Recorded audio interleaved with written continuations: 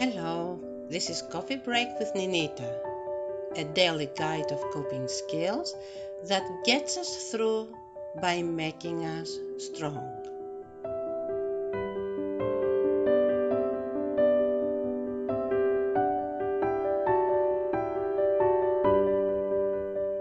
So today we are going to focus on the course of action we suggest to use, to take, so that the next time we are facing a threat, to know what to do. And this requires to first and foremost start with staying calm and collective in situations that are upsetting.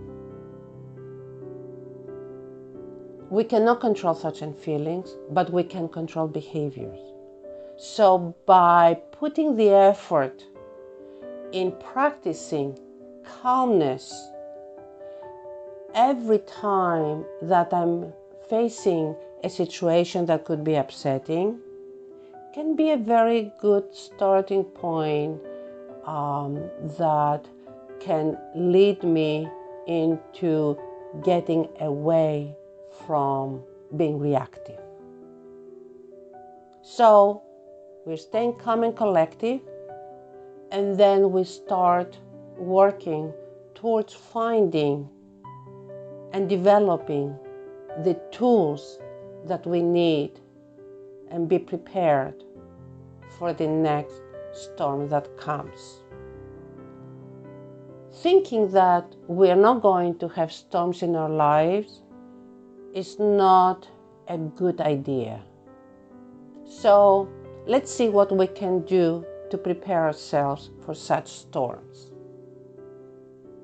We find someone we trust, whether this person is professional or this person is a spiritual father, this person is someone we have watched, staying calm and collective, shares thoughts and ideas about situations that we like, and we want to try through these people to develop a new behavior, that it is not a reactive one. So what we want to do is take an inventory after we find that person. Let's have some kind of an inventory where we see the things in our lives that upset us, the things in our lives we feel we have no control over, and that could be possible triggers that will push us into a reactive behavior. Remember, fear, stress, anxiety originates from threats, and such emotions motivate reaction. And reactions is like experiencing a tunnel vision, where we only see one course of action as being the only one that will get us out of a situation. One, not alternatives, one. And this is why we want to stay away from reactive behaviors, because most of the times we must have many alternatives. Plan A, Plan B, Plan C, Plan D, where such an approach can help us not panic or fall apart when a course of action fails. Okay? So After we take that inventory and get a feeling of what we want to talk about with that person we have found, we meet with that person. And we talk to that particular, I will call him or her an expert, about what is going on, what are my triggers, how I usually react to these triggers, and get some help of alternative ways that can develop. After that meeting, we come out with, first and foremost, a broader view of the present situation that I'm faced with. A broader view. Before an emergency comes up, I sort of find out that there are more ways that lead to the same destination.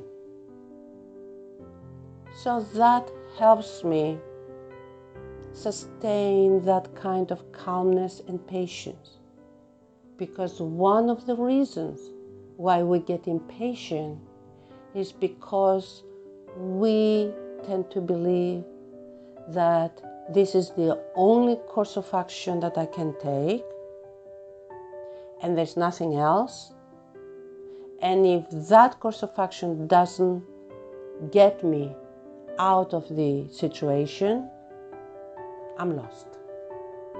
So my discussion with that expert helps me see that there are many ways I can get out of a situation, not only one. So this gives me more confidence and a better feeling of not being impatient and trying to develop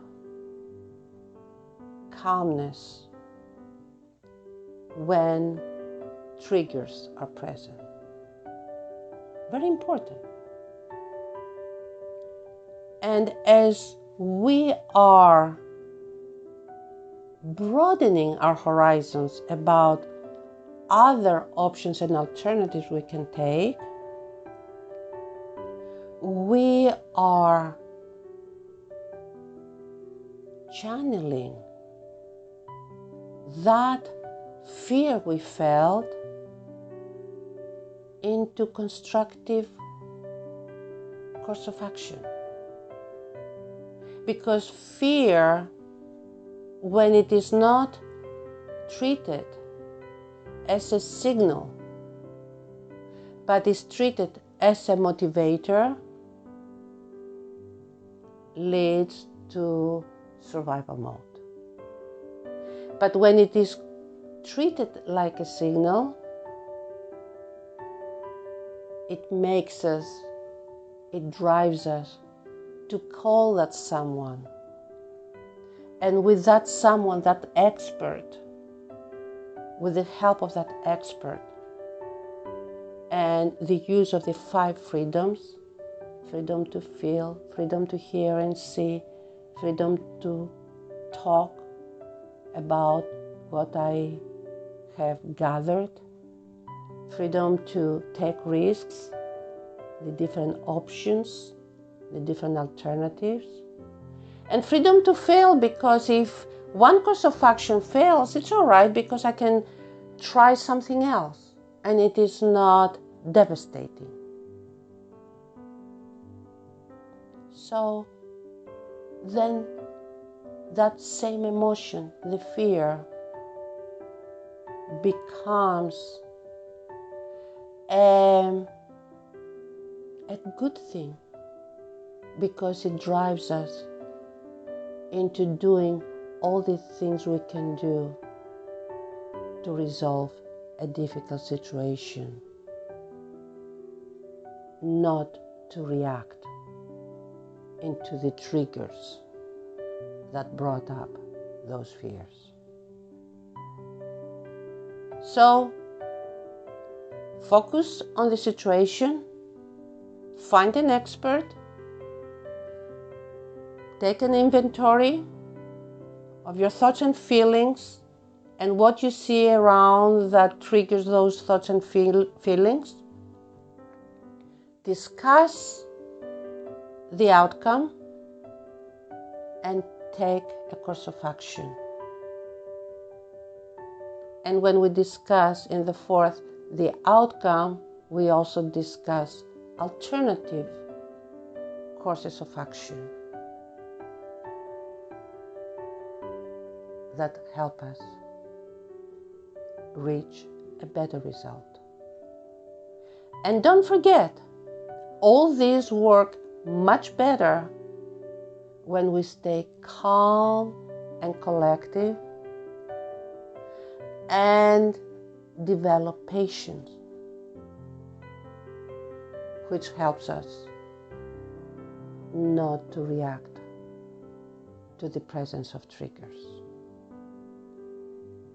We are not going to be able to get rid of triggers, but we are going to be able to treat those triggers not as a source of destruction, but as opportunities for development. Please leave your comments and suggestions on Facebook or email us on StayWHOLE@gmail.com. Until tomorrow, stay well and God bless you.